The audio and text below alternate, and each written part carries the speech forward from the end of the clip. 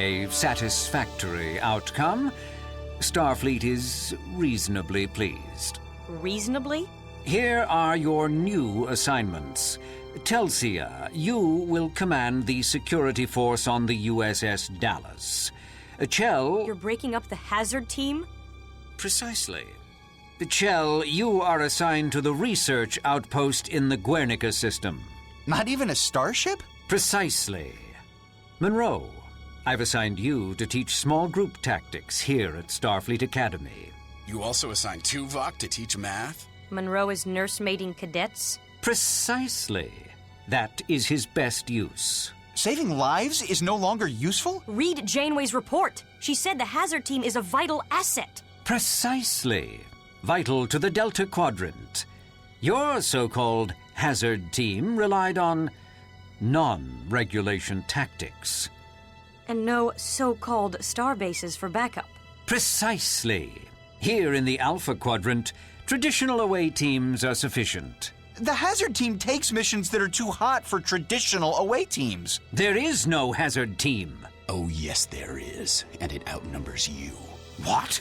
What was that? Everyone calm down. Stemmons, what Captain Janeway prized was our ability to improvise flexible tactics for any situation. Precisely. Such extemporaneous tactics are no longer appropriate. You should be grateful we have a place for you at all. Why aren't you grateful for a chance to relax after 7 long years of strife? I don't understand this at all. Precisely. You don't understand. At all.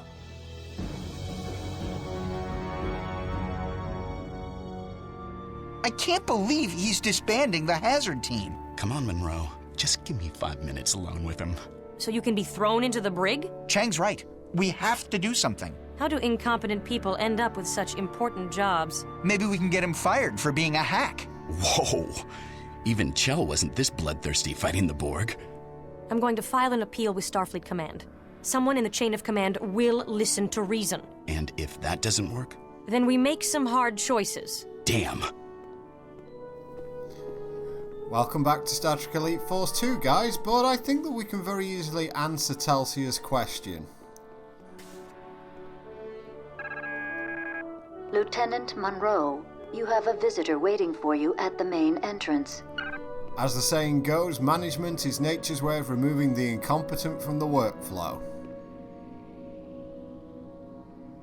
Chell. So, do you really think Telsia has a chance of getting Starfleet to reverse this decision? Chang. I'll see you up there, Monroe. They can't keep a guy like you dirtside. Obviously not true in all cases, but the game appears to be kind of leaning you in that direction. The whole sort of rebellious, the people on top don't actually know what should be going on here. Chain of command's against me, blah blah blah. Sir. I'm glad Voyager made it back safely. What an amazing high point to a career in Starfleet. Sir. I'm sorry I don't have time to talk more, Lieutenant. So this video is going to mainly be a lot of wandering around Starfleet Academy and sort of storyline advancing. Ground level. There's going to be a little bit of shoot bang bang in there, but for the most part it's literally just going to be wandering around and advancing the story now that we're back on Earth. I'm going to try and get... Cadet. Good day, sir. As much of the side conversation as possible in, so you'll see a lot of the Easter eggs that are in the game and a lot of the just basically fun things that they put in the game, little additional things as I move the wrong way, which you'll probably see quite a lot of in this game. And overall it's just the odd chance to relax, which is nice when you see it in an FPS.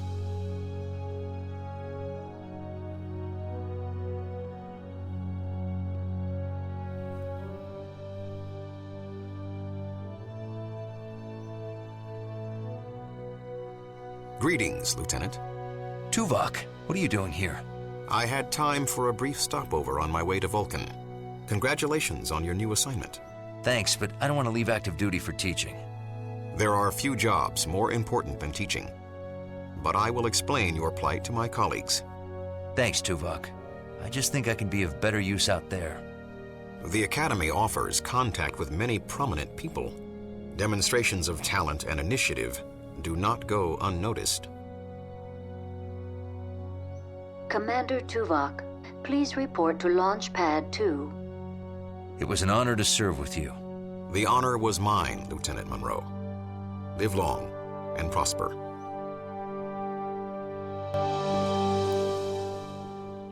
Lieutenant Monroe, please report to the Headmaster's office.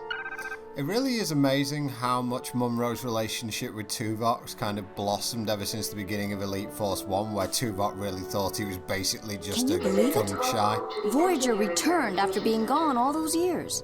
I wonder what it was like, being stranded so far from home all that time. I'd love to sit down and talk with them about their adventures. Yeah. They must be in demand all over the Federation. An officer from that ship must have his pick of assignments. After all that excitement, I don't know how they could ever go back to normal duties.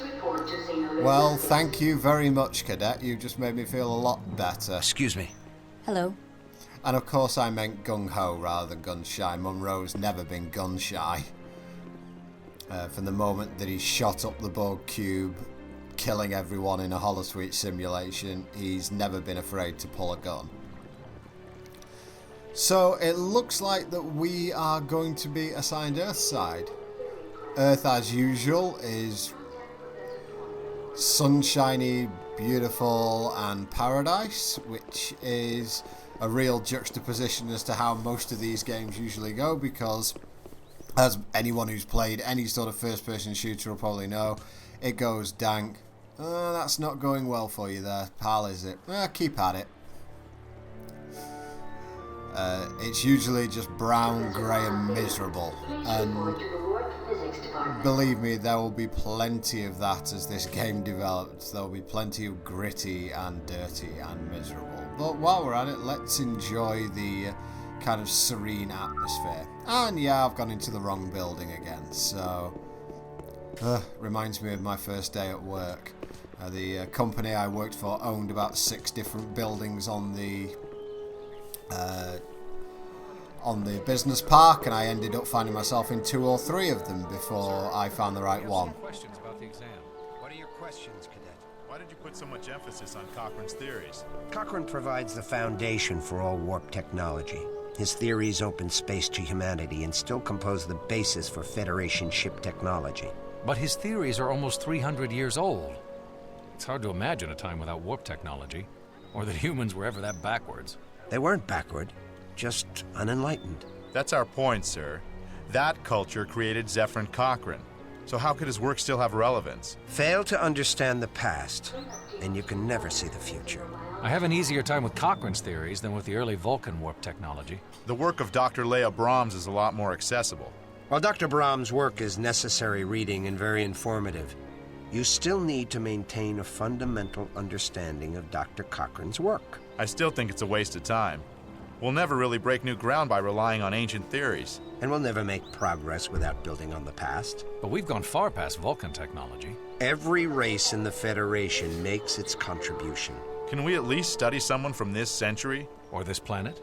Remember, ex astris scientia, from the stars' knowledge. That's actually one of my favourite sayings. I did study Latin up to a certain level up until I was about 16, and that always sort of stuck with me, especially since where I live you can see a full starscape at night, which is actually quite rare for the UK due to so many people living in sort of city areas. Wow, it seems like a lot of cadets are sort of trying their game out at this point. And here we go, correct area finally. Headmaster's office.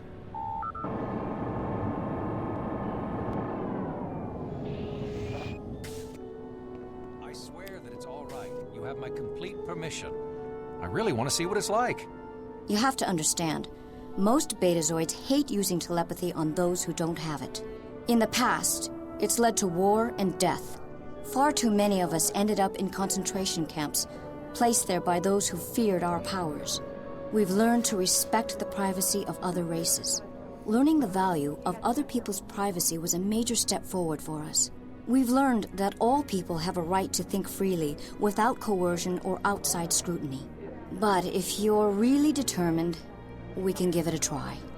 I would be honored to have you read my mind. But only for a moment. So? That's sweet. Oh, that's an interesting way of Cadet? Good day, sir. saying something to someone who you're approaching, but I doubt that many girls would like to read Lieutenant a guy's Monroe mind. reporting, sir. Ah, good to meet you, Lieutenant. I have your teaching assignment. You'll be instructing the cadets in small unit tactics. You dragged me all the way across Starfleet Academy to tell me something that I already knew?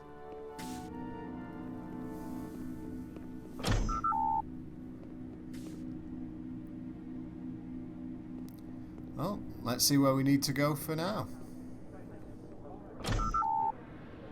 Load of locked doors, apparently. Telsia to Monroe. Could you meet me in the courtyard? Starfleet's answered our petition.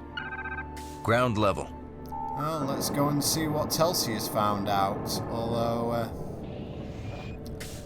given her tone, I can't imagine that it's going to be good news. I think she'd have sounded a bit more enthusiastic if it had gone well.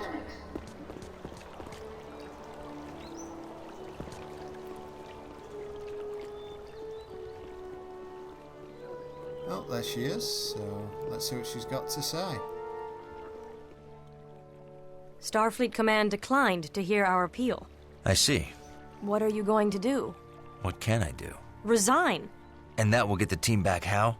It'll show Stemmons the price of stupid decisions. It'll show Stemmons he can bully us out of Starfleet. We end up paying the price, not him. Until the Borg pay a little visit, or the Romulans, or... The Dallas is a good ship. At least you're back in action. If I accept. What if we both resign? At least we can be together. It won't work. We both need Starfleet, or we'll go stir crazy. Well, maybe you're right. I'll miss you.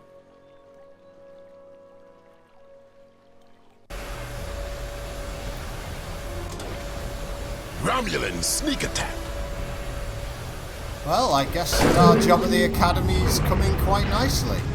Drop your weapon and surrender. Because now we're shooting up Romulans. There's another one.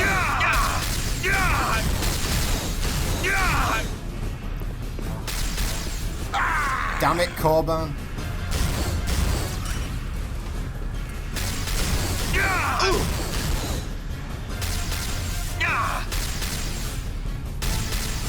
Oh yeah, I can crouch. Thing is there any other type of Romulan attack other than a sneak attack? Cover me while I open the door. I didn't think so. Surrender. Slow reactions there.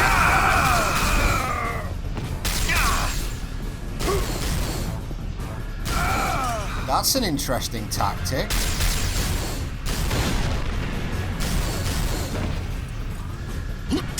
The door is malfunctioning. We need to find a way past it and repair it from the other side.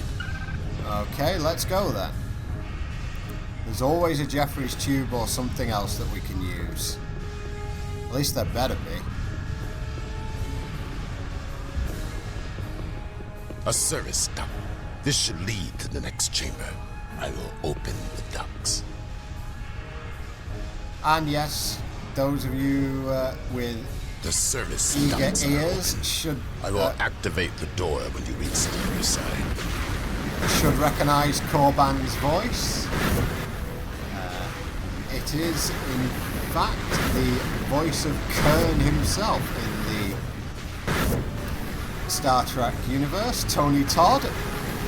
And he's not the only quite well-known actor who's lent his voice to this series, or at least to this game, and it really does add quite a lot to the game from my side that you've got these quite well-known actors who are willing to lend their voice to a computer game, as it were. just having to time these right and make sure that everything's okay.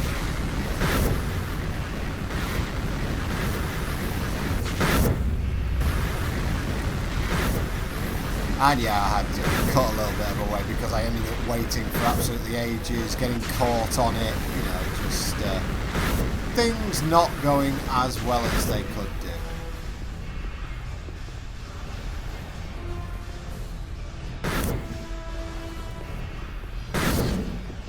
And there we go, out of the service duct and everything going quite nicely.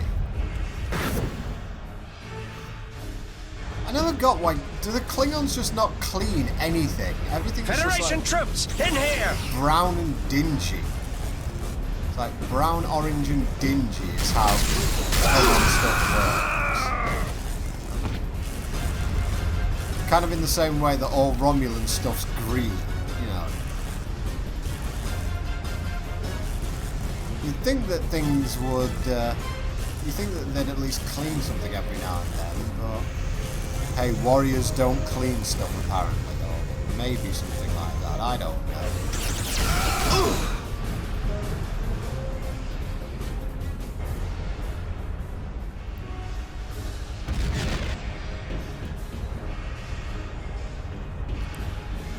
Well, let's head up here and... oh, health station. Always useful.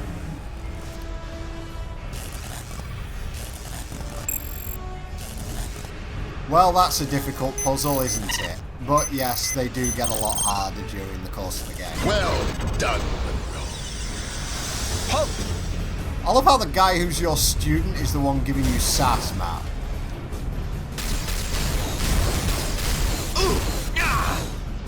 It's like, I'm the instructor here, Corban.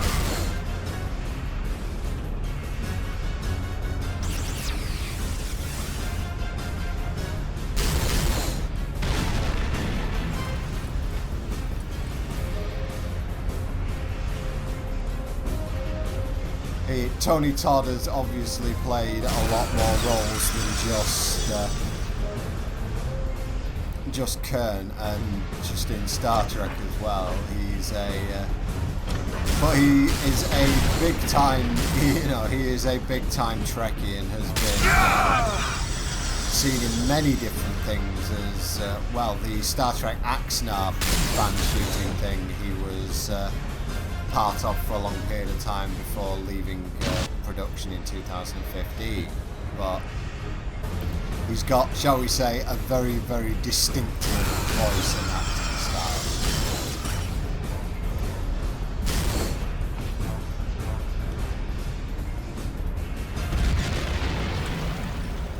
Have we got everyone? It looks like it, or is there one more who's lurking?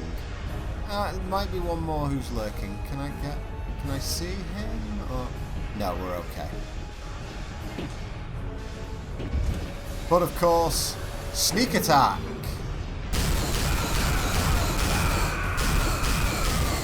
Unfortunately, they all line up, so I can shoot in their general direction and everything goes well.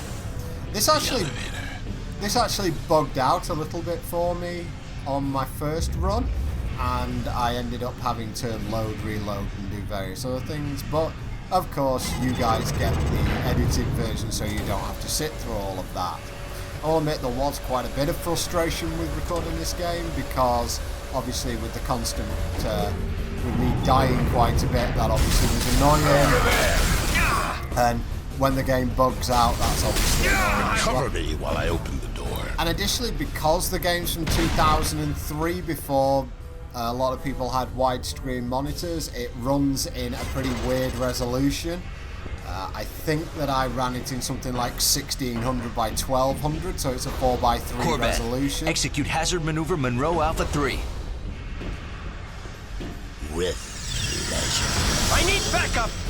So it doesn't, it's not going to look fully perfect. I know that there are mods where you can get widescreen resolution, but they appeared to just make the game unstable for me, so we'll deal with 4:3 resolution for the moment. Hopefully all should be well. And we're running round with Batleths murdering Romulans. What else could be more fun? Drop your weapon and surrender. I think with the Batleth left mouse button does a jab, right does the overhead slash. Watch out! Now I've got the last one, he just keeps running away. Stop being a coward. I almost sliced up Corban then. You go this side, I'll go that side. How are we this rubbish? Holodeck simulation completed. Thanks Corban. Corban. Good work. Yeah, you got him all right. And We should move on. Indeed, let's move on. And let's see who's out here. Ooh.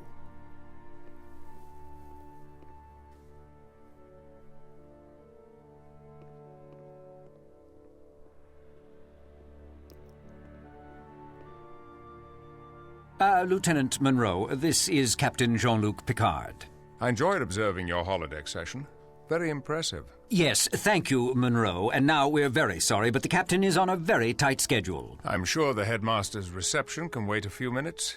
Lieutenant Monroe, I was wondering where you trained. The Delta Quadrant. I beg your pardon? I led the hazard team on Voyager, sir. Hazard team? Yes, the hazard team was... completely superfluous. Excuse me? Superfluous? Precisely.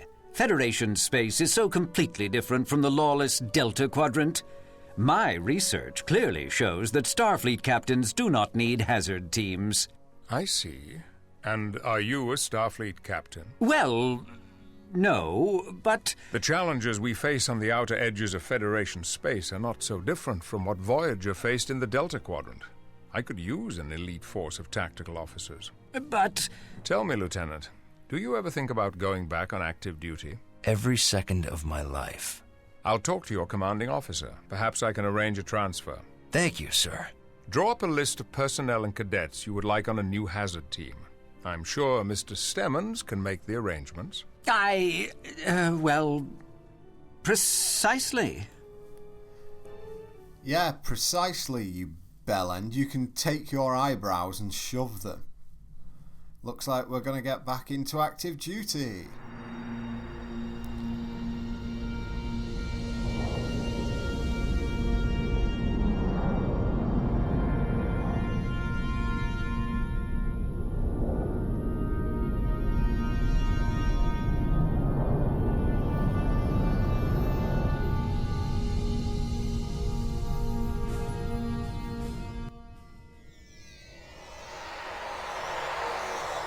Hazard team reporting for duty, sir.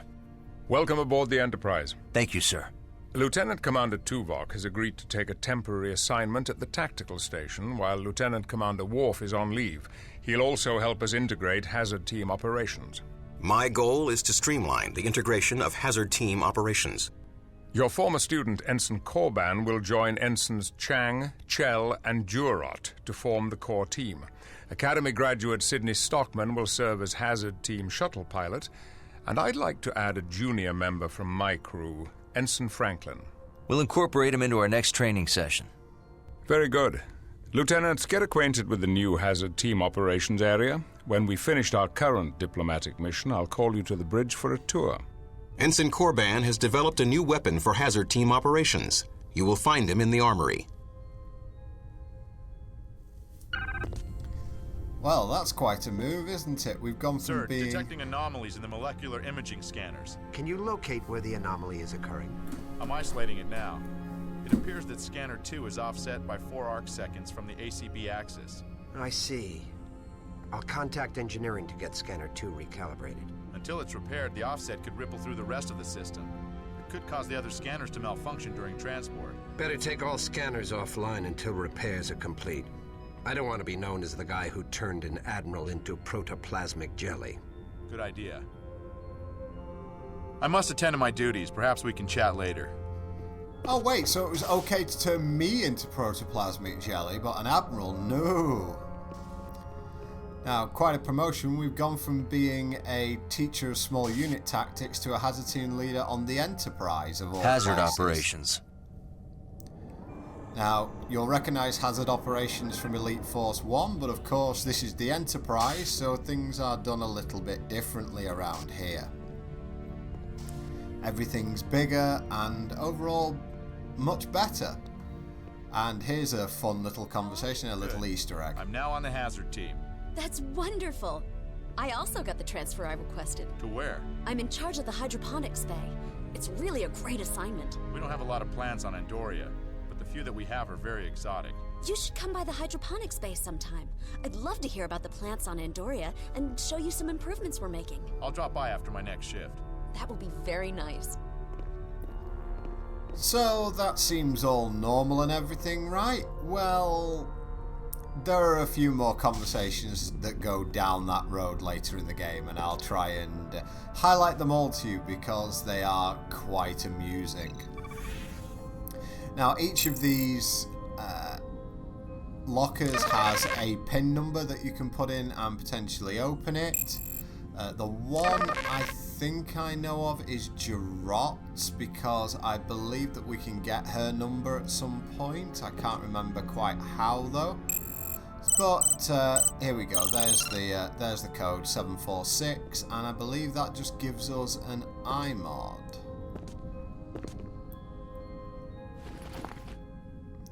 It's a secret anyway that the game counts for you. Doesn't look like it gave me anything. Oh well, that was a bit of a waste of time, but hey, I've stolen stuff from her locker, and that's what a leader should always do. Wait a minute. Did I just go into a female co-worker's locker and steal her clothes? Apparently I did. Well, let's have a look at Monroe's. Nothing we can get from here, so that's just about that, I believe. And here's Hazard Ops. Captain Picard has requested an advanced hazard operations area. You will find it significantly improved over the design utilized on Voyager. Yeah, it's great. Look, is there any way you could move my locker a little, further from Jarot's? It is inadvisable to allow relationship issues to interfere with your duties. There is no more relationship. That's the problem. I haven't really even talked with her since Voyager returned. She went back to Vulcan soon after we got back home, and we haven't really talked since. I would suggest you speak with her and reconcile your differences. Team cohesion is essential. That's probably a good idea. I'll talk to her once we've settled in. Maybe. In the meantime, I will inquire with Ensign Laird about the possibility of trading locker assignments with you. Thanks, Tuvok. Okay, so I never realised that Chang and Jarot apparently had a thing going on. Considering Jarot was an Ice Queen bitch in Game 1, I'm quite surprised at that. It's great having the Hazard team back together again. Well, that was nice for you, Can you Chell. believe it? The Enterprise? The Hazard team? Oh, this is absolutely incredible. I can't wait to start trying out some of the modifications that Chell made to the weapons. Yeah, look at these. I can't wait to get started on my weapons training. The hardware at the Academy was nothing. I want to grab one of these. I wonder if they'll let me tinker with the power output on the compression rifle. I wish I had been out there in the Delta Quadrant. Now that's adventure. Wild, untamed. I think if I shift the location of the energy coil input, I can increase the stability of the gyro stabilization unit by 0.75 microns. Think about it. Out there, it's just you and your ship against an entire quadrant. You have to be bold. Yeah. Then I can double pulse the crystal emitter to increase the firing rate. Are you even listening to me? What? Oh, yes, sure. Something about how the hardware at the Academy was nothing. Smooth bit of work there, mate.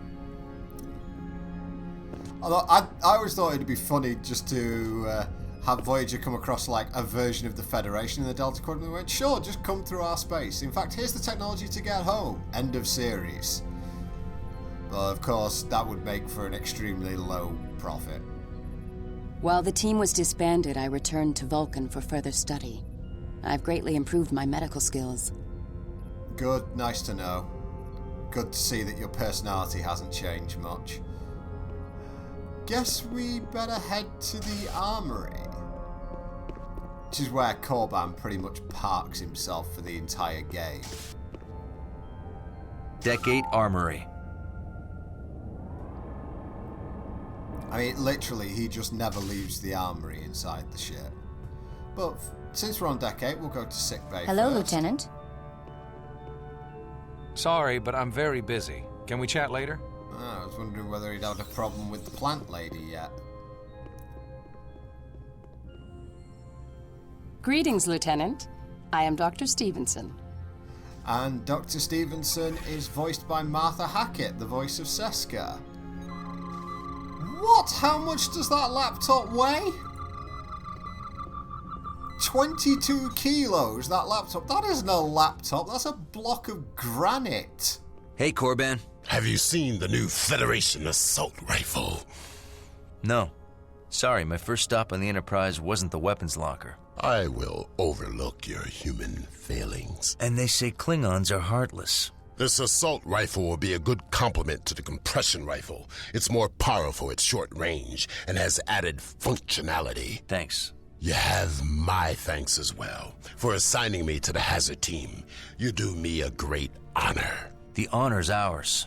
You're the best person for the job. To assist your training with the assault rifle, I have loaded a holodeck training program. I think you will find it invigorating. I decided to skip it this time. I decided to skip showing that the assault rifle's literally just a shotgun, it's not special. Welcome to the bridge, Lieutenant. Glad to be here, sir. How long do you think it will take to train your team to the level of readiness you had in the Delta Quadrant? We are receiving a distress call on Federation channels. This is Captain Galloway of the Federation starship Dallas. We've been boarded by an unknown alien life form.